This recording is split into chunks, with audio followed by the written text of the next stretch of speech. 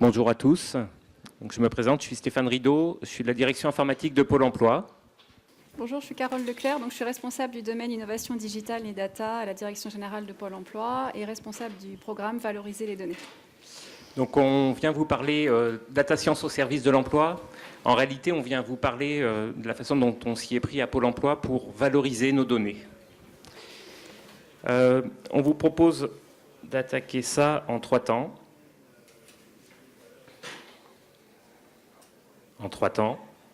Les voilà.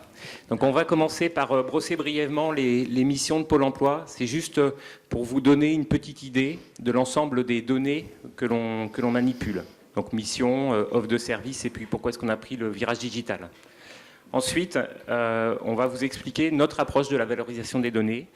Les piliers de cette valorisation, vous verrez, ils sont 3. C'est la big data d'un côté, donc le volume de données, la capacité à introspecter cette donnée au travers de la data science, et puis un petit aiguillon autour de l'innovation et de l'open innovation, parce que la conviction, c'est que si on fait nous-mêmes tout, peut-être qu'on n'ira pas dans le bon tempo, dans le bon rythme, et donc l'innovation joue un grand rôle à Pôle emploi pour nous amener à créer plus vite des usages dont les services dont on s'occupe ont besoin.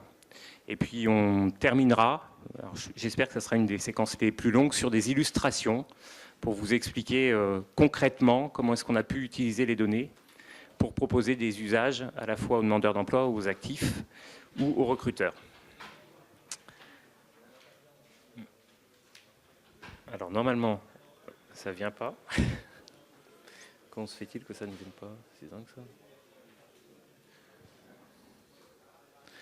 Bon, apparemment, tous mes slides ne s'affichent pas, mais c'est pas bien grave. On démarre sur les missions. Donc, dans le conscient ou dans l'inconscient collectif, Pôle emploi, c'est les chômeurs, les demandeurs d'emploi, pour lesquels on a bien évidemment des missions d'accueil, d'accompagnement, de prescription de formation, et puis bien évidemment d'indemnisation. Donc ça, c'est, je dirais, classiquement, quand on pense Pôle emploi dans la population française, on pense à ces missions. On a aussi des missions autour des statistiques. Alors c'est assez intéressant dans le cadre de la valorisation des données. Vous savez certainement que les chiffres mensuels, alors on en entend un peu moins parler, parce que Mme Pénicaud a décidé de ne plus les commenter, mais jusqu'à très récemment, c'était Pôle emploi qui fabriquait, constituait les chiffres mensuels du chômage qui étaient commentés par le ministre du Travail. J'en parle dans le cadre de la valorisation des données, juste pour vous dire que ça nous amène à avoir une expérience autour de la statistique, autour de l'information marché du travail. Et puis, pour compléter sur les missions, il y a une mission qui est très importante autour de ce que l'on fait pour les recruteurs. Et ça, c'est plutôt méconnu du grand public. Toute entreprise qui a un besoin de recrutement peut s'adresser à Pôle emploi gratuitement pour le satisfaire. Alors c'est assez intéressant d'un point de vue donné, encore une fois, parce que ça nous donne quelque part une image symétrique du marché du travail. Le marché du travail, c'est l'offre et la demande. Donc bien évidemment, on pense Pôle emploi, on pense demandeurs d'emploi. Donc on connaît l'ensemble des demandeurs d'emploi, on connaît leurs compétences, on sait sur quel métier ils vont rechercher. Mais le fait aussi d'avoir des missions vis-à-vis des entreprises, ça nous amène à collecter de la donnée de type offre d'emploi et donc d'avoir l'autre facette du marché du travail. Et d'un point de vue valorisation des données, c'est quelque chose qui est extrêmement précieux. On a décliné ces missions en offres de services, donc sans rentrer dans le détail des offres de services, donc deux publics grossièrement que l'on sert, les demandeurs d'emploi d'un côté, les recruteurs de l'autre. Pour ces deux publics, on travaille sur une offre de services dite différenciée. En fait, notamment quand on regarde les publics des demandeurs d'emploi, on a de façon très nette en France une polarisation. Donc il y a des demandeurs d'emploi qui sont très autonomes dans leur recherche de l'emploi. Donc pour ces publics-là, on va surtout développer des services digitaux pour gagner quelque part des temps ETP de nos conseillers, pour les mettre au service des publics qui sont plutôt très éloignés de l'emploi, qui ont souvent des périphériques, qu'on dit, des freins périphériques à la recherche d'emploi, donc il faut les amener à obtenir des qualifications, à leur trouver les bonnes formations, à les accompagner socialement. Donc ayez en tête que l'offre de service de Pôle emploi est vraiment conçue pour pouvoir faire face à ces deux publics très très différents. D'un côté, les publics très autonomes, et de l'autre côté, les publics qui ont besoin d'un accompagnement plus fort, plus important, et notamment de la part des conseillers. Cette déclinaison, on la retrouve aussi côté recruteurs, donc avec des recruteurs qui sont très autonomes, qui ont leur propre service RH pour pouvoir faire tout ce qui est publication d'offres, entretien, sélection des candidatures, évaluation des compétences. Et puis d'autres recruteurs qui utilisent directement les services de Pôle emploi pour faire ça, parce qu'ils ne sont pas habitués à recruter. Enfin, vous doutez bien qu'un artisan, une TPE qui recrute une fois tous les 2 ans, eh bien pour elle, à chaque fois, c'est une nouvelle aventure. Et là, du coup, on développe des services qui vont permettre de l'accompagner dans cette étape-là. Par rapport à l'offre de service de Pôle emploi, pour soutenir quelque part cette polarisation des publics que l'on doit servir, on a développé... C'était bien. Ah, c'était bien. Ouais.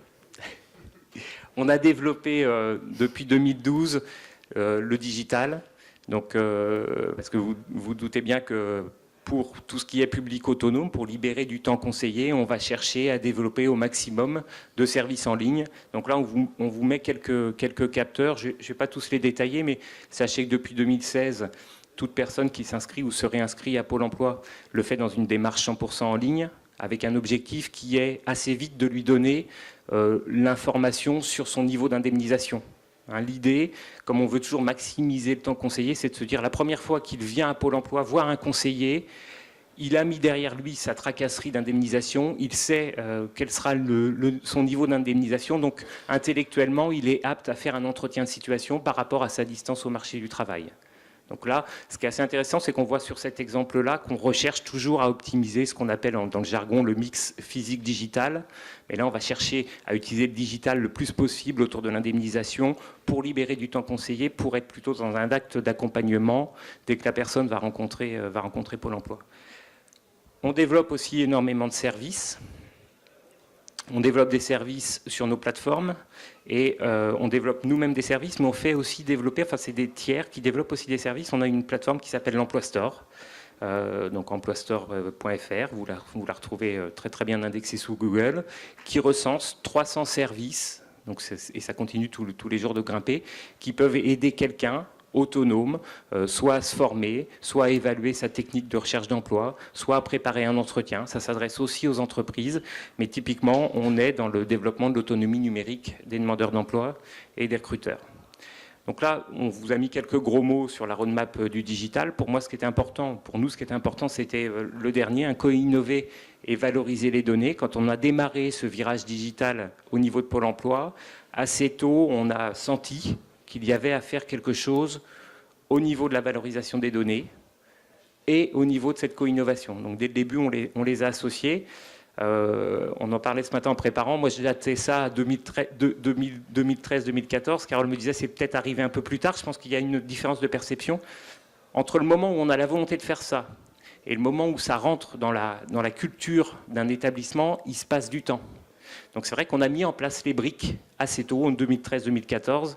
Je dirais qu'il n'y a qu'aujourd'hui que ça commence réellement à s'accélérer, où on commence réellement à réaliser que cette démarche est vertueuse pour créer de nouveaux services à destination des publics.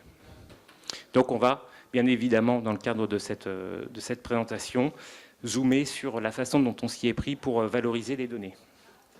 Donc, sur cet aspect-là, donc la valorisation des données à Pôle emploi, on a vraiment 3 piliers complémentaires qui effectivement ont été mis en place à partir de 2013 et on en voit les bénéfices en termes de nouveaux services puisque notre approche c'est vraiment d'exploiter la donnée dans un but opérationnel pour créer des nouveaux services pour les demandeurs d'emploi. On n'est pas dans des enjeux de recherche, dans des enjeux de publication dans des revues. On est vraiment dans un objectif très opérationnel d'exploitation pour les demandeurs d'emploi et les recruteurs directement. Et pour ça, on a 3 piliers. On a évidemment les fondamentaux, tout ce qui va être big data. Pôle emploi s'est doté d'un data lake. Stéphane en reparlera tout à l'heure. Tout ce qui va être data science, la capacité à exploiter ces données avec les bonnes compétences et les bons outils. Et ce dernier volet qui est peut-être un peu plus spécifique à Pôle emploi, en tout cas c'était un parti pris fort pour nous de valoriser les données dans une logique d'open innovation, c'est-à-dire effectivement s'appuyer sur l'ensemble des ressources qui ont envie de valoriser ces données, qui ne sont pas forcément des experts de la donnée, mais qui ont en tête des idées très concrètes d'usage qui vont nous permettre finalement d'aller challenger la donnée dans cet objectif très opérationnel. Ce qui fait qu'on s'appuie sur des agents Pôle emploi qui ne sont pas des data scientists, qui ne sont pas forcément des profils DSI exclusivement. On travaille avec les conseillers à l'emploi directement et on travaille également avec l'ensemble de l'écosystème des startups qui s'intéressent à la problématique de l'emploi pour ensemble créer des nouveaux usages et aller challenger la donnée dans cet esprit.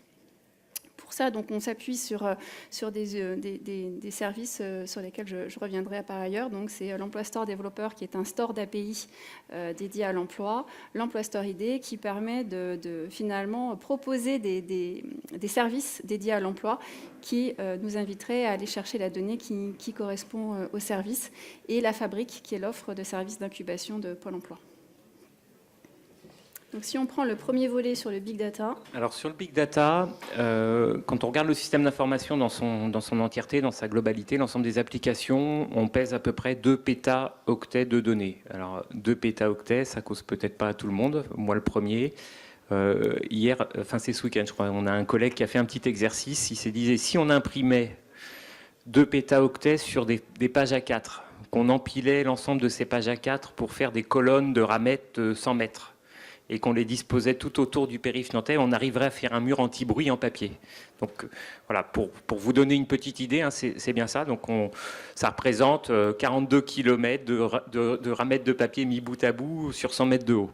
Ça représente aussi 5 ans de vidéos haute définition visionnées. Alors vous avez le droit de vous endormir quand même devant. Et juste pour une petite idée, un élément de comparaison que je trouvais aussi intéressant, qu'on m'a soufflé ce matin, Facebook, uniquement sur sa partie moteur de recommandation, donc uniquement sur son algorithme qui lui permet en fait de pousser les pubs qui vont bien, s'appuie sur 12 pétaoctets de données, donc 6 fois plus que ce qu'on dispose dans le système d'information de Pôle emploi. Alors, les données que l'on manipule, là on donne quelques chiffres. On a par année flottante, en tout cas en 2016, on a eu 8,5 millions d'inscriptions de demandeurs d'emploi, 400 000 entreprises qui ont utilisé des services de Pôle emploi. Ça représente 7,4 millions d'offres d'emploi qui sont passées à un moment donné en flux en 2016. Le site pôle emploi.fr, c'est un site qui est régulièrement dans les 30 premiers selon le classement Médiamétrie. Il a 45,6 millions de visiteurs uniques par mois, avec 2 services phares que sont l'actualisation et puis la recherche d'offres. Et puis on a noté 14 millions de visites sur l'Emploi Store. Donc ça, c'est pour vous donner des idées de volume. Je pense que derrière le terme données, il faut avoir une petite idée des données qu'on manipule. Donc j'ai parlé des offres d'emploi.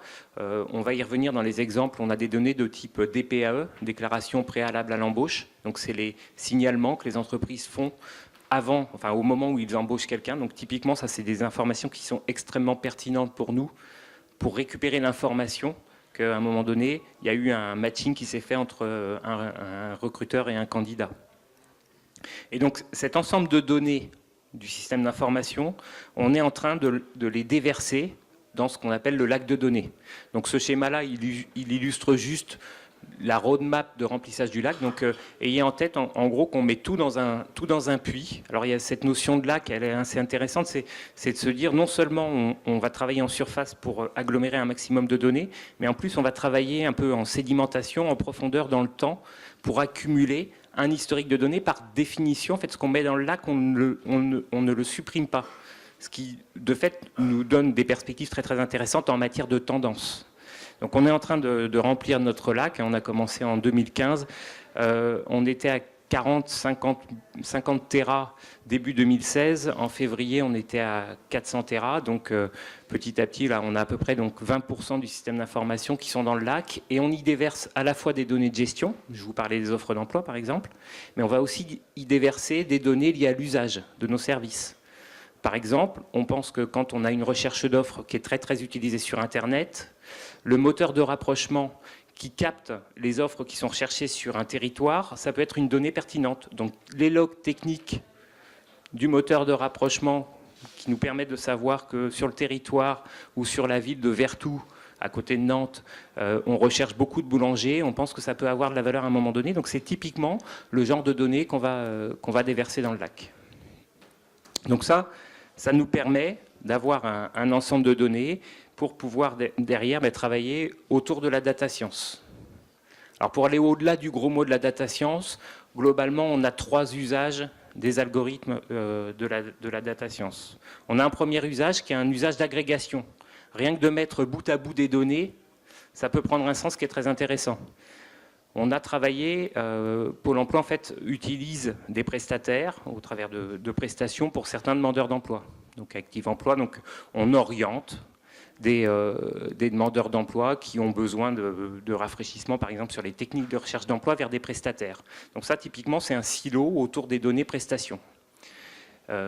Mais quand on commence à représenter la vie du demandeur d'emploi ou son passage chez nous et que l'on corrèle du coup la prestation qu'a eu la personne, puis les retours à l'emploi qu'il a pu connaître grâce à l'information des PAE, on donne déjà rien que par agrégation de données quelque chose de très illustratif qui va permettre à un conseiller de voir, par exemple, si une personne a pu retrouver durablement du boulot ou si, suite à la prestation, on est plutôt parti sur des périodes de travail-chômage, travail-chômage, travail-chômage. Donc, rien que ce niveau agrégation est extrêmement intéressant. Et c'est vrai parce qu'on construit les systèmes d'information comme ça de façon très verticale, on ne développait pas suffisamment ce type d'information. Donc ça, c'est le premier travail sur la donnée. Le deuxième travail sur la donnée, c'est la prédiction. Donc, comme je vous l'ai dit, dans le lac, on conserve un historique de données.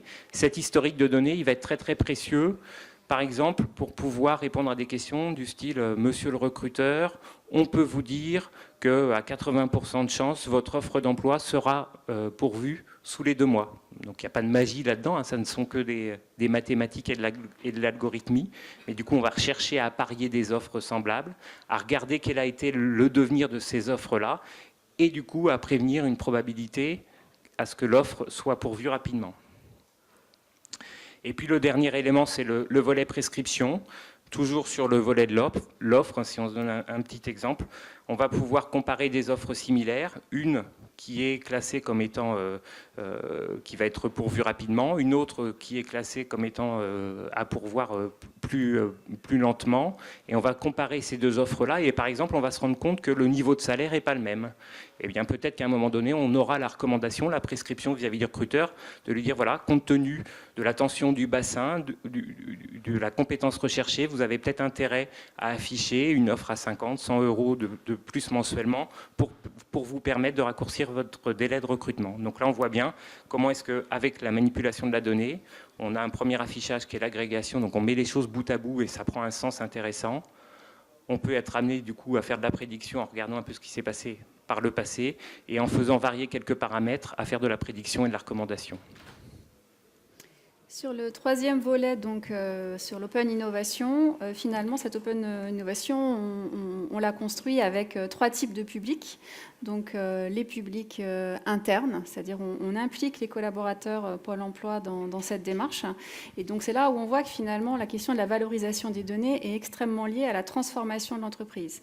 Pour faire en sorte qu'un collaborateur dans une structure comme Pôle emploi ose s'exprimer et ose partager des idées de service, malgré tous les échelons hiérarchiques qui peuvent exister dans une structure comme Pôle emploi, il faut réussir à libérer la parole. Il faut offrir des outils qui finalement vont permettre à n'importe quel collaborateur de pouvoir exprimer son idée sans X étapes de validation de son idée hiérarchique. Donc il y a vraiment ce travail de fond, de transformation et de libérer la parole, de faire ce pari de la confiance pour que chacun s'exprime et ose le faire sans validation hiérarchique.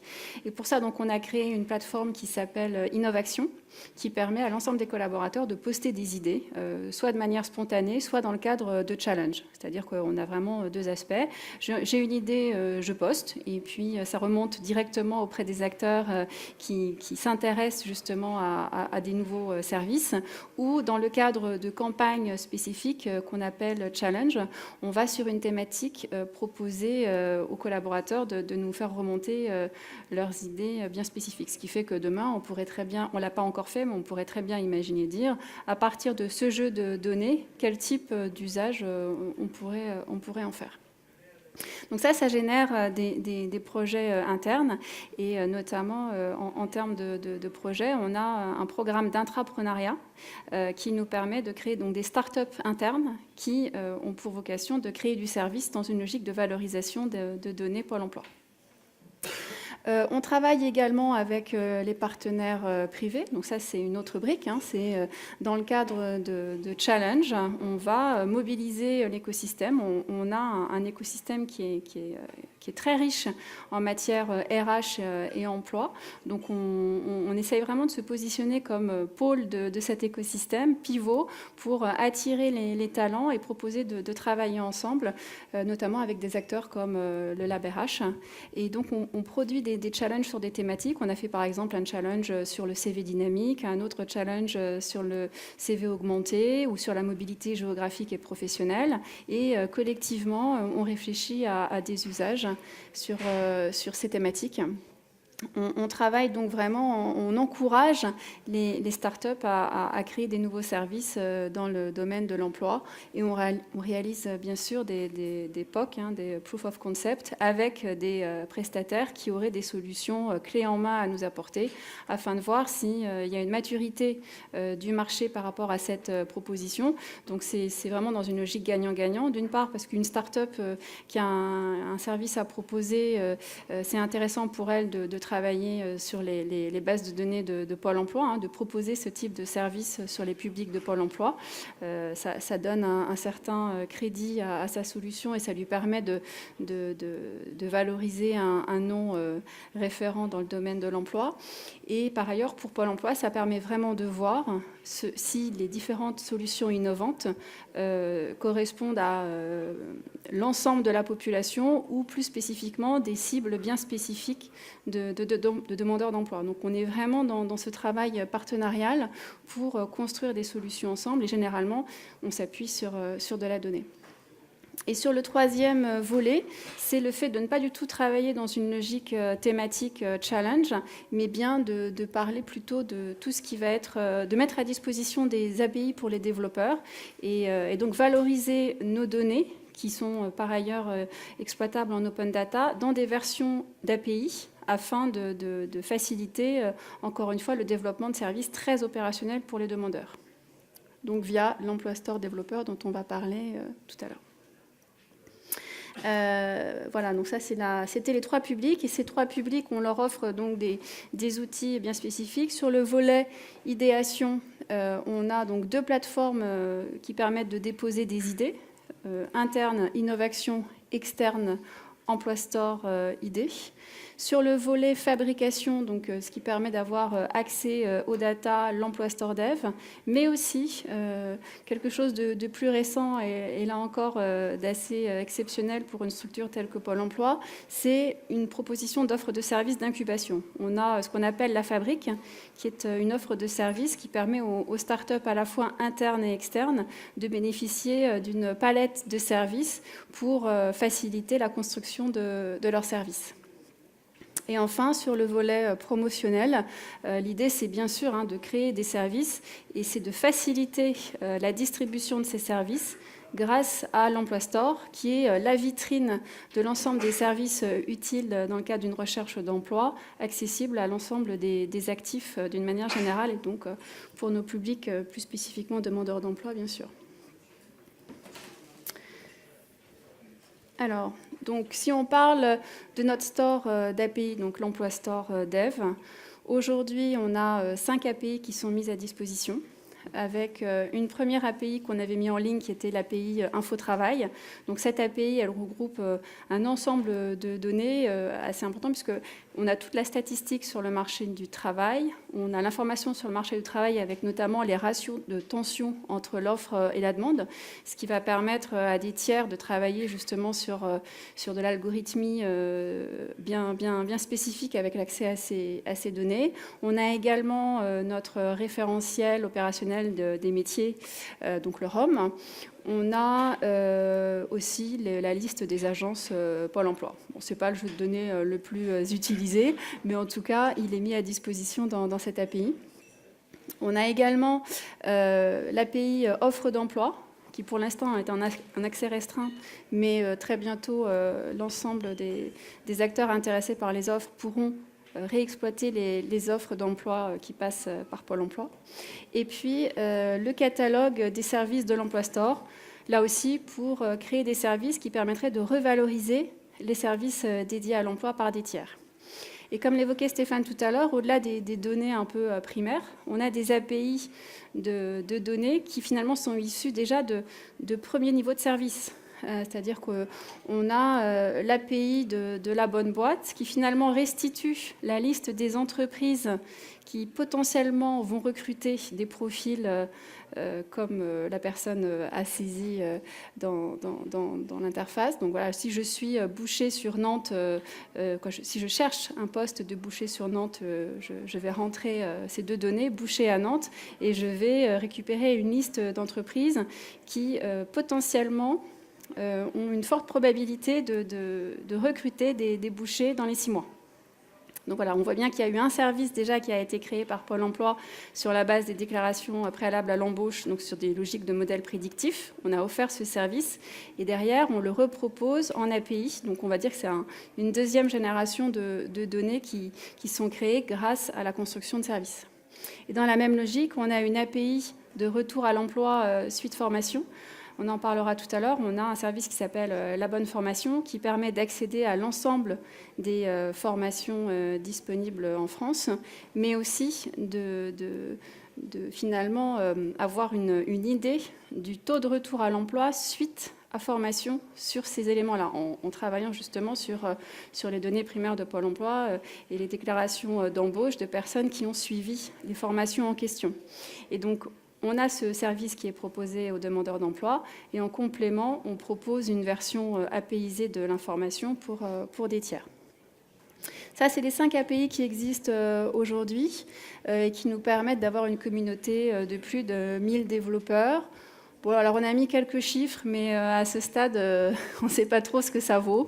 On démarre un peu dans le dispositif, donc on trouve ça encourageant. Plus de 43 projets qui sont accompagnés, plus de 35 000 requêtes. On travaille beaucoup sur la communication via Twitter pour faire connaître nos API, parce que finalement, l'ouverture des données dans des formats d'API de la part de Pôle emploi est peu connue, nous semble-t-il, des publics qui pourraient être concernés.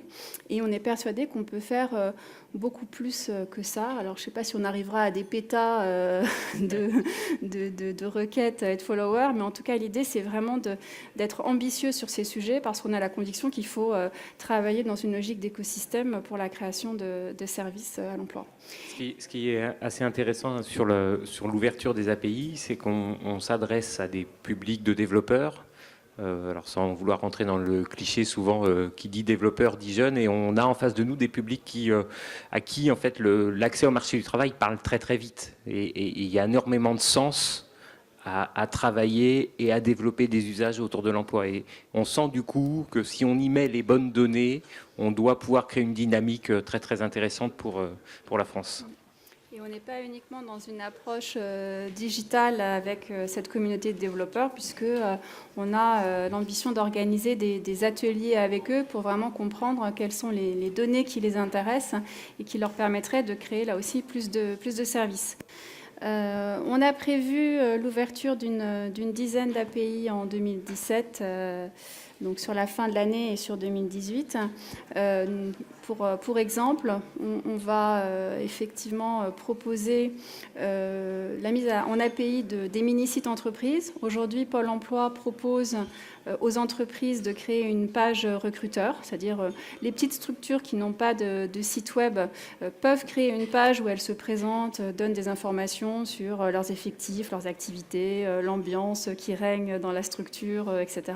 Et toutes ces informations pourront être APIisées pour être reprises sur des services tiers.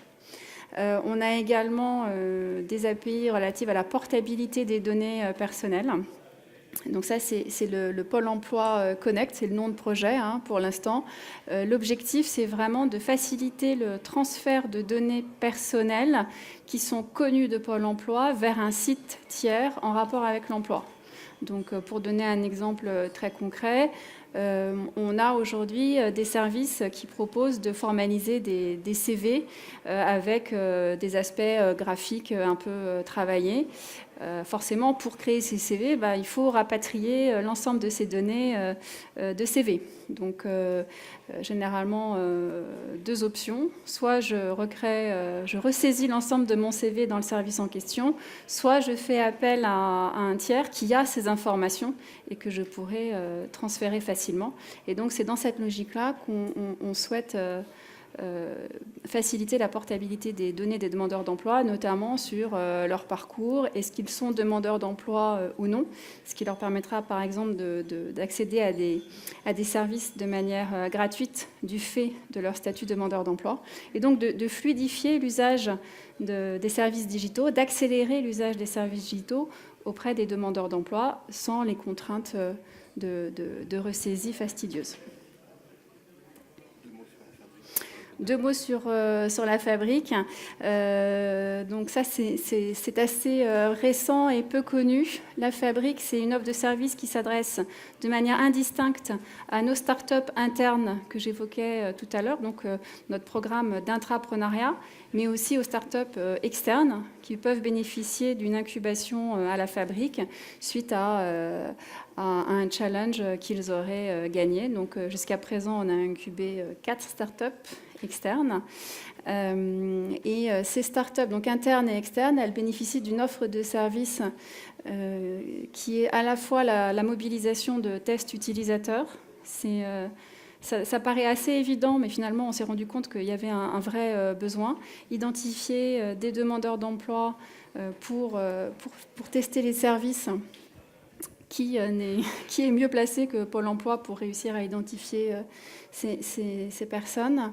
On a également donc, tout ce qui va être mis à disposition de données. Alors là, avec une nuance, c'est pour les startups externes, c'est les accompagner dans l'usage des API Pôle emploi. Pour les startups internes, c'est parfois travailler sur de la donnée plus sensible qui ne peut pas être exposée à des tiers pour des raisons de secret statistique, par exemple.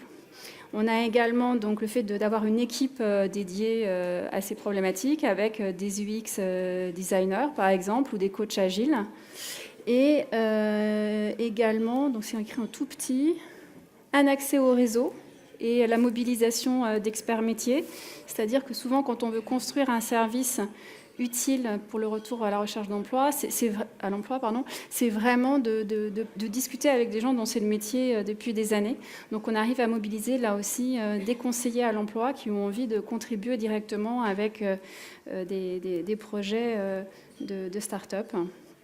Et puis l'organisation d'Open Lab, c'est-à-dire vraiment en s'appuyant sur toutes les méthodes agiles de projet, organiser une fois tous les 15 jours des Open Labs où on rencontre l'ensemble des acteurs qui travaillent sur un service, parce que la start-up n'est pas forcément incubée physiquement à 100% dans les locaux, mais à minima, on organise des grands-messes qui permettent à l'ensemble des équipes et des supports de se rencontrer. Et la finalité de cette offre de service, c'est bien soit créer du service, soit et ou créer une API donc, qui sera référencée dans l'emploi StoreDev.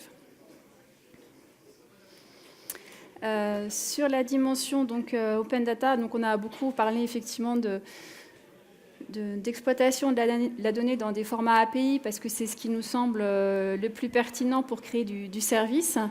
Pour autant, on a bien sûr en parallèle une politique d'open data qui permet de mettre à disposition de l'ensemble des publics les données clés dans une logique de transparence. Et c'est vraiment la combinaison des deux qui va nous permettre peut-être de rapatrier certains jeux de données qui sont en open data en version APIsée dans l'emploi Store Dev. Et à noter donc que la loi Le Maire a permis donc d'accélérer cette démarche de transparence et d'ouverture des données. Et notamment, on parle maintenant de données de référence. Et on est assez fiers à Pôle emploi de faire partie des pionniers sur les données de référence, puisque notre référentiel des métiers est l'une des données de référence. Donc, on a vraiment un enjeu de partager ce référentiel pour le faire évoluer avec les utilisateurs, puisque le fait d'être donné de référence implique un engagement de notre part à tenir compte des retours utilisateurs sur les évolutions intéressantes à mener. Et donc là, sur le référentiel des métiers, on voit bien qu'on a un énorme enjeu collectif à faire remonter les idées pour faire évoluer les métiers, puisqu'on est quand même dans un tempo qui accélère considérablement l'évolution des métiers ces derniers temps.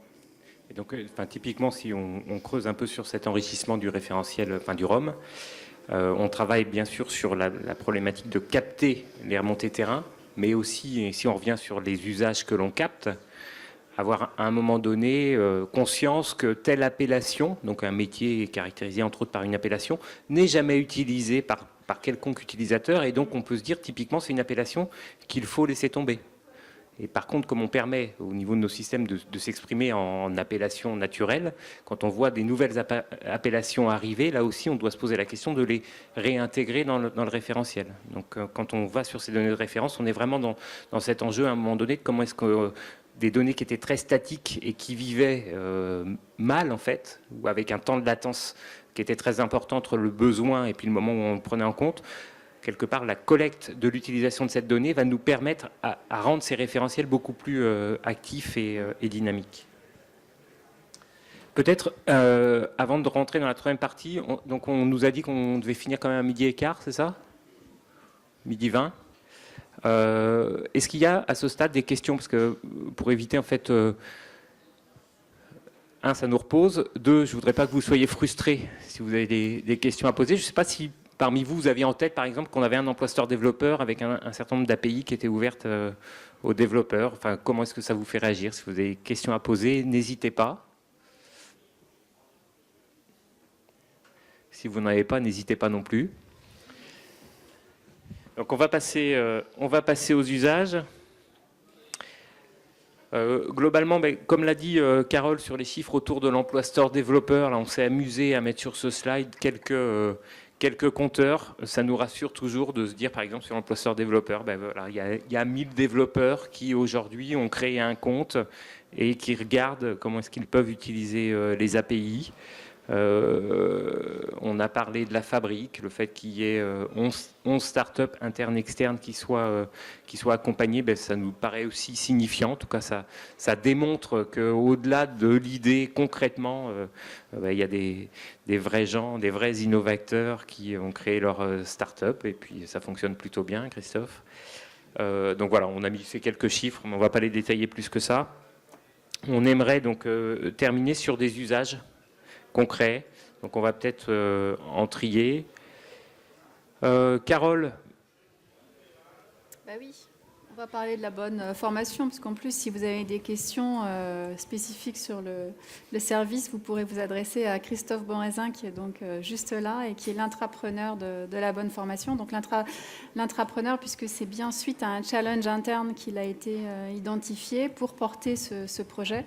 Donc à la base, Christophe, il a juste un irritant, c'est-à-dire le fait qu'il n'arrive pas à trouver les formations pour les portefeuilles de demandeurs d'emploi de ses équipes. Il trouve que l'information n'est pas lisible, que la data finalement n'est pas accessible. Donc avec cet irritant, finalement, on transforme cet irritant en quelque chose de positif. On crée une équipe avec juste un intrapreneur et un développeur et un coach agile. Et ils ont donc créé la bonne formation. Aujourd'hui, la bonne formation, c'est un service qui permet d'accéder, à l'ensemble de catalogues de formation, comme on l'a dit tout à l'heure, mais également de se faire une idée sur ces formations avec des indicateurs de type taux de retour à l'emploi suite à cette formation. Donc une statistique qui est objective et qui permet de comprendre si oui ou non ça vaut le coup d'aller dans ce sens-là. Donc c'est une exploitation très opérationnelle de la data. Et également une récupération de data très compliquée, puisque l'équipe a agrégé l'ensemble des règles de financement pour permettre dans le même outil de comprendre finalement comment le demandeur d'emploi allait pouvoir financer cette formation si elle l'intéresse. Donc évidemment, on vous invite à aller voir.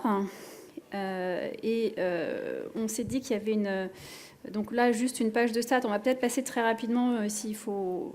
Ce qu'on peut dire, c'est que on a de plus en plus de publics qui sont intéressés par la bonne formation, mais on n'est jamais assez satisfait. Et notamment, on trouvait que cette statistique froide du taux de retour à l'emploi, elle était certes très objective et très utile d'un point de vue information Pôle emploi vers les utilisateurs. Mais si on est vraiment dans une démarche d'utilisateur, on se rend compte que finalement, les utilisateurs, ce qu'ils aiment le plus, c'est qu'un père lui parle de cette formation. Donc vraiment dans une logique de TripAdvisor de la formation, on a créé le dispositif Annotea qui permet de collecter les avis sur les formations par les stagiaires qui l'ont suivi. Et donc on a créé ce service avec le Conseil régional d'Île-de-France. On aura une ouverture qui est prévue à mi-octobre, donc sur la région Île-de-France, et on espère que l'ensemble des régions vont également vouloir partir dans cette aventure. Et c'est là où on voit que l'exploitation de la data, ça bouscule quand même pas mal les institutions, parce que ça va challenger ce projet, ça va challenger les organismes de formation, puisqu'il y a une transparence qui est donnée sur les avis des stagiaires. Et puis, ça challenge les financeurs de la formation, puisque ça nous permet à nous de prendre en compte les retours utilisateurs dans notre politique d'achat de formation. Si on veut aller plus vite, voilà, des premiers résultats encourageants, c'est-à-dire que la vraie question, c'est est-ce que les gens vont participer, est-ce que les gens vont déposer de la data ? Et la réponse est oui, puisque au bout du bout, sur 180 000 envois de mails, on arrive quand même à récupérer 8% de questionnaires remplis complètement. C'est plutôt un bon taux par rapport à des métriques marketing classiques. Donc on est content, et notamment il y a des points qu'il va falloir qu'on creuse dans le cadre de ce projet. Le fait qu'on ait 39% des personnes qui acceptent d'être contactées par des tiers, c'est-à-dire qui acceptent d'échanger plus longuement. Donc on sent que là, il y a un esprit communautaire qui est possible, donc qu'on exploitera très prochainement. Autre cas d'usage sur lequel on souhaitait creuser, c'est le cas d'usage qu'on appelle parcours gagnant. Donc c'est un proto en cours de test. Donc parcours gagnant, ça part d'une idée qui est simple. On l'a vu tout à l'heure dans les chiffres, c'est 4 millions de demandeurs d'emploi qui sur une année, enfin en tout cas en 2016, ont retrouvé du boulot. Donc on va s'amuser à regarder comment ils ont retrouvé du travail. Donc en fait, on va collecter de l'information, un ensemble de données. On récupère donc les données liées à l'inscription, notamment pour avoir une petite idée du métier sur lequel la personne recherchait. On va collecter les données de type formation. Est-ce que pendant la durée dans laquelle on a vu le demandeur d'emploi à Pôle emploi, la personne a trouvé ou a suivi une formation ? Ensuite, on a les données de type offre candidatée. Donc, quelles sont les offres sur lesquelles le candidat a pu postuler ? Aussi, pour avoir une petite idée de est-ce que entre le métier qu'il déclare rechercher et les offres sur lesquelles il candidate, on est sur une correspondance ou est-ce qu'il cherche des choses à la marge ? Et au bout du bout, pour avoir une idée de est-ce que la personne a réellement retrouvé du boulot, on va utiliser les DPAE. Donc, le signalement par une entreprise qu'elle embauche cette personne. Ça nous permet, donc une fois qu'on agrège l'ensemble de ces données, d'arriver au point 2, à modéliser en fait des parcours types. Donc vous avez sur votre gauche en orange le métier d'origine, sur votre droite en bleu le métier vers lequel la personne a pu retrouver du boulot, et éventuellement en vert la formation qu'il a suivie entre les deux. Donc on collecte l'ensemble de ces parcours-là, et puis dans l'étape 3, on vient faire jouer la quantité, et là on va commencer à quelque part valuer chacun des axes pour regarder le nombre de personnes qui sont allées d'un boulot A à un boulot B, en passant par une formation, en y allant directement, et ce qui nous permet en fait derrière de sortir ces graphes-là. Donc la clé d'entrée du graphe, c'est un métier. Donc par exemple, imaginez, je mets dans mon métier quelque chose autour d'assistant vétérinaire. Donc là, je saisis assistant vétérinaire et je vais trouver l'ensemble des métiers de sortie pour l'ensemble des demandeurs d'emploi qui sont rentrés sur un métier assistant vétérinaire. Donc j'ai pris cet exemple parce qu'il est assez parlant. On se rend compte que l'un des métiers de sortie pour l'assistant vétérinaire, alors c'est un peu morbide, mais c'est comme ça, hein, c'est l'exemple, c'est le thanatopracteur. Donc le thanatopracteur, pour ceux qui ne savent pas, c'est celui qui nettoie les corps et pour pouvoir les présenter dans les funérariums. Et en fait, ce qu'il y a de marrant dans ce genre de choses, c'est qu'on se dit ouais, l'intelligence artificielle, la data science, c'est magique. En fait, c'est complètement rationnel. Il y a deux compétences transposables entre l'assistant vétérinaire et le thanatopracteur. Je vais y arriver. Thanatopracteur. C'est la taxidermie, bien évidemment. Et puis, donc ça, c'est une compétence qu'on acquiert quand on fait assistant vétérinaire. Et puis, il y a cette empathie, donc cette capacité à accueillir des publics qui sont un peu dans la détresse, que ce soit avec son animal ou avec son proche. Et c'est ce qui nous amène du coup à découvrir, et vous doutez bien, à conseiller les gens. Alors, tout le monde ne va pas devenir thanatopracteur, on a bien d'autres exemples, mais je trouvais celui-là assez illustratif. C'est pour apprendre un peu de vocabulaire. Ça nous permet aussi, ça c'est les flèches pointillées, de voir l'impact que peut avoir une formation sur la durée de transition entre un métier d'entrée et un métier de sortie. Voilà pour Parcours Gagnant. Ouais. On parle un peu de la bonne boîte. On peut parler de la bonne boîte, puisque là, ça met en évidence justement le côté prédictif de l'exploitation de la data. La bonne boîte, c'est la même génération d'intrapreneuriat que celle de Christophe, la bonne formation. L'irritant, c'est Eric qui recevait des demandeurs d'emploi, qui n'avait pas de proposition d'offres d'emploi à lui proposer. Pour autant, il voyait bien que dans son bassin, il y avait des recrutements qui se faisaient. Donc la question, c'était comment réussir à révéler ce marché caché, puisque manifestement, il y avait des recruteurs qui étaient prêts à embaucher, mais les offres n'étaient pas déposées à Pôle emploi. Donc l'objectif, c'était d'aller récupérer l'historique des déclarations préalables à l'embauche, donc que remplissent les recruteurs au moment de l'embauche d'un salarié, pour analyser ces historiques et faire du prédictif sur est-ce que des structures similaires à la structure A qui a manifestement recruté quelqu'un à telle période dans telles conditions, est-ce que je peux considérer qu'une entreprise similaire à cette entreprise A va elle aussi recruter parce qu'elle offre les mêmes caractéristiques. Donc on a fait la bonne boîte, et donc aujourd'hui la bonne boîte c'est un service qui fonctionne très très bien et qui permet à Pôle emploi d'élargir les opportunités pour faire des candidatures, parce qu'au passage, on sait que l'offre d'emploi ne représente qu'une petite partie des candidatures qui vont mener à un recrutement. Donc la bonne boîte, là aussi, c'était une équipe très limitée à l'origine. Hein. C'était un intrapreneur, un développeur, un peu de coaching agile et de la data science pour créer l'algorithme et proposer donc ce service avec les listes de structures qui vont potentiellement recruter le profil de la personne qui saisit les informations. Voilà en synthèse si on veut aller sur un autre cas d'usage. Je ne sais pas si vous avez des questions sur ces types d'usages.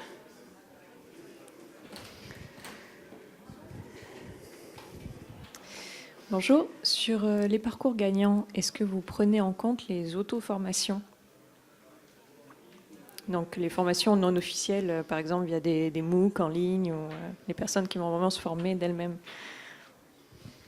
Donc, à ce stade, non.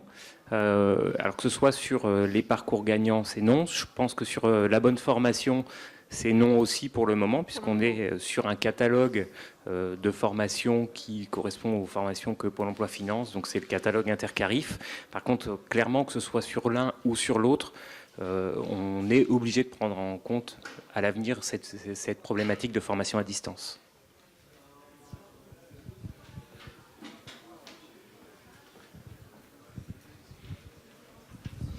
J'ai une petite question sur le principe des API, parce que je ne suis pas informaticien à la base.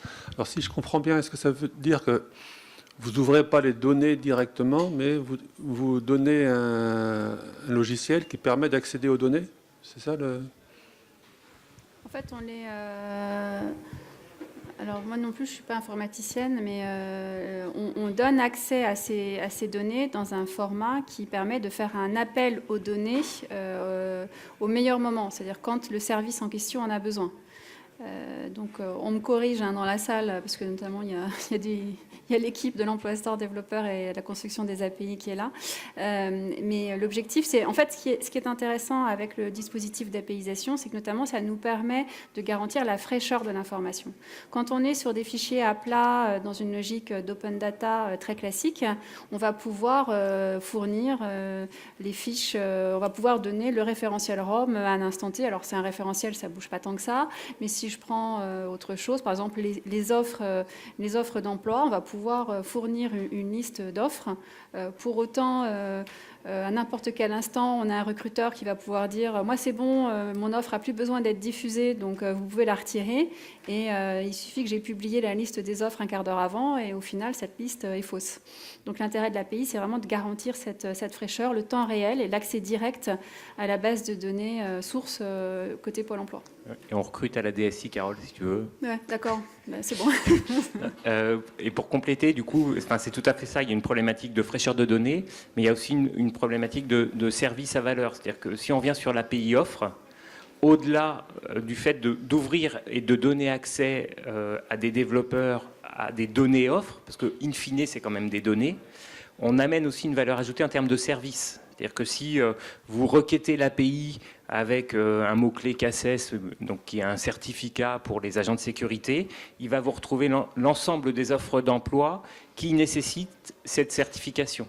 Donc quand on expose l'API offre, on expose la donnée, mais on expose aussi le service de recherche qui fonctionne avec des mots-clés, avec des compétences, avec des métiers recherchés, avec des mailles géographiques extrêmement diverses. Donc j'ai envie de dire, une API, en fait, ça a l'avantage d'amener à la fois du service à valeur, mais aussi de la donnée. D'autres questions ? Je crois qu'on a... Je ne sais pas si on a encore du temps pour faire les autres ou pas. Est-ce qu'on laisse tomber ? On peut peut-être conclure. Ok. Du coup, on va... Donc là, alors, juste 2 mots sur l'attractivité des offres. J'en ai parlé un peu en pitch, mais c'est pas grave s'il n'y a pas le support. On a raconté Parcours Gagnant, donc c'était quelque part la vision du demandeur d'emploi qui était sur un métier et qui recherchait à retrouver du boulot, potentiellement sur un autre métier. On a un peu le pendant, le symétrique autour de l'attractivité des offres. J'en ai parlé un peu en introduction. C'est à peu près les mêmes données qu'on va utiliser. C'est les offres d'emploi, mais c'est aussi les DPAE, parce qu'à un moment donné, il faut savoir qu'est-ce que l'offre est devenue. Et du coup, ça va nous permettre de classifier l'ensemble des offres d'emploi dans des catégories en termes d'espérance pour un recruteur de pourvoir son offre. Donc, globalement, on va dire des offres qui vont être pourvues rapidement, c'est moins de 1 mois, moyennement rapidement, c'est de 1 mois à 3 mois, et difficilement, c'est au-delà de 3 mois. Et du coup, derrière, de pouvoir faire du prédictif en fonction des caractéristiques de l'offre. Donc, c'est le métier, c'est le bassin, c'est les compétences, c'est le salaire. Pouvoir dire, monsieur le recruteur, votre offre, vu ce qu'on a vu par le passé, devrait être pourvue sous 3 mois. Par contre, si vous faites varier l'élément de salaire, elle pourrait être pourvue sous 1 mois. C'est vous qui voyez. Donc là, on est vraiment sur le symétrique de ce que l'on fait sur les parcours gagnants. On vous présente ici un ensemble d'autres réalisations. Ce qui est notable dans cette présentation, c'est qu'on mixe à la fois des choses internes, alors très très internes, dans la mine à la DSI. Je sais pas moi, la recommandation de compétences, par exemple, on va se rendre compte que quand on dépose une offre, la plupart des recruteurs qui ont déposé une offre similaire ont demandé telle compétence. On va pouvoir du coup suggérer au recruteur qui est en train de déposer une nouvelle offre que peut-être il a oublié une compétence. On travaille beaucoup autour des outils assistants personnels du conseiller, donc pour aider le conseiller dans sa posture de conseil, de diagnostic. Peut-être, Carole, tu peux nous dire 2 mots sur... Oui, d'autres startups internes, Memo, qui finalement un service qui permet de référencer l'ensemble des offres auxquelles un candidat répond et d'adresser des conseils au bon moment sur la manière de gérer le suivi de ces candidatures. Maintenant, qui est un système de matching et qui s'affranchit du dépôt d'offres et de construction d'un CV pour organiser la rencontre sur finalement 3-4 questions clés pour lesquelles recruteurs et demandeurs d'emploi auraient les mêmes réponses. Et puis les 3 derniers exemples, ce sont des startups externes qui utilisent nos données. Donc GeoJob, si vous voulez en discuter, n'hésitez pas à voir ça directement avec le fondateur du service. Ce qui est remarquable, c'est que finalement, GeoJob s'est construit sur la base d'une idée qui était dans l'Emploi Store ID, en faisant appel à des données qui sont dans l'Emploi Store développeur. Donc pour nous, c'est une boucle vertueuse qui montre bien que en mettant à disposition ces différents outils, on permet à des tiers de créer des services qui ont de la valeur. On a également MindMatcher qui est présent sur le salon, qui travaille la donnée pour vraiment créer des services qui vont s'appuyer sur la question des compétences. Donc c'est une représentation des compétences, c'est une nouvelle manière de présenter son CV. Là aussi, il y a une étroite collaboration. C'est une start-up qui est à la fois qui profite de l'offre de services de la fabrique et qui s'appuie sur les données qui sont dans l'Emploi Store Dev. Et puis on a Wire qui est également présent sur le salon, qui a gagné un challenge sur la mobilité professionnelle et géographique, qui a bénéficié de l'offre de services d'incubation de la fabrique et utilisé les données dans l'Emploi Store Dev. Et qui travaille là aussi sur la question du rapprochement entre l'offre et la demande dans des nouveaux formats. En synthèse, en conclusion, ce qu'on voulait juste rappeler, c'est qu'on était vraiment dans un esprit de coopétition, c'est-à-dire coopérer en sachant que chacun a des enjeux qui peuvent être un peu différents, mais sur la question de l'emploi, on pense qu'il y a de la place pour tout le monde. C'est-à-dire que notre objectif, c'est vraiment de mettre à disposition de la donnée, des compétences, des services, pour garantir qu'un maximum de services se créent autour de l'emploi et faire en sorte que, collectivement, on fasse baisser le chômage. Humblement. Je ne sais pas si vous avez des questions ou des remarques.